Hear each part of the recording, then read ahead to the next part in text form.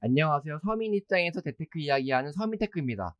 최근 나스닥이 조금 상승하나 싶더니만 트럼프 관세기에 또 급락하고 말았어요. 주식은 상승, 하락, 횡보 이 세 가지 구간으로 나뉘는데 지금은 횡보하는 구간이라고 볼 수 있죠.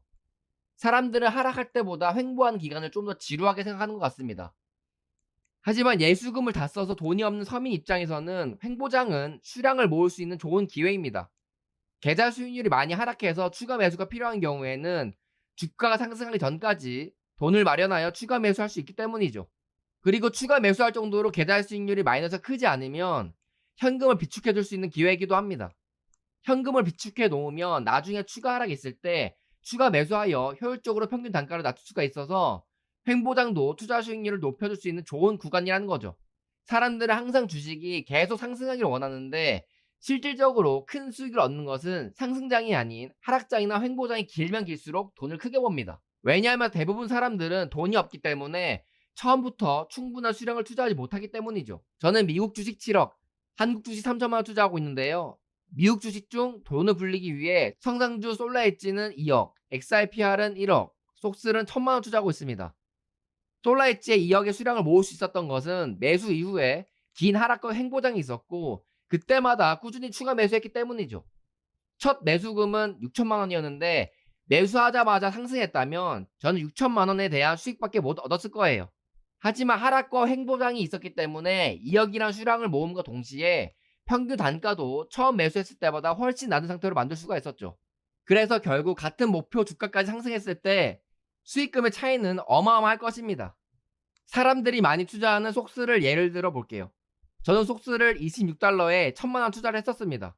그때 예수금은 2천만 원이 있었지만 1,000만 원밖에 투자하지 않는 이유는 매수 이후 하락했을 때 추가 매수할 현금을 놔둔 것이죠. 목표가는 전고점 70달러였는데 만약 1,000만 원 매수 이후 그대로 상승했다면 수익률 170%에 수익금 1,700만 원을 벌 수 있었을 겁니다.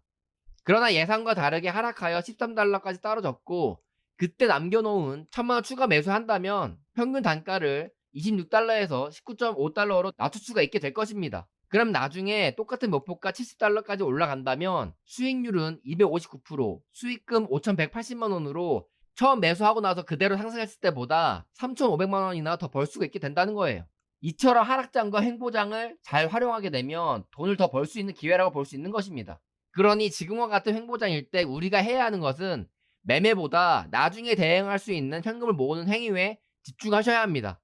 앞으로 나스닥이 어떻게 될지에 관심 갖지 마시고 어떤 상황이 되던 간에 본인이 어떻게 행동할 것인지에 대한 계획을 세우고 그대로 실천하시기 바랍니다. 어차피 주식은 우상향하게 되어 있기 때문에 주가의 변동성에 일희일비할 필요 없다는 것이죠.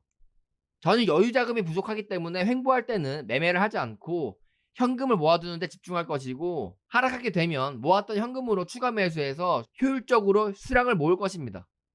그렇게 반복적으로 살다 보면 어느새 주가는 목표가에 도달하게 되어 있을 것이고 그때 큰 수익을 챙길 것입니다. 저는 항상 이런 과정을 반복적으로 겪어와서 이번에도 똑같은 방법으로 돈을 벌 수 있을 거라고 생각해요. 여러분들도 주가의 변동성에 감정 노동하지 마시고 편안하게 본인만의 리듬으로 투자를 하시기 바랍니다. 영상은 여기서 마치겠습니다. 감사합니다.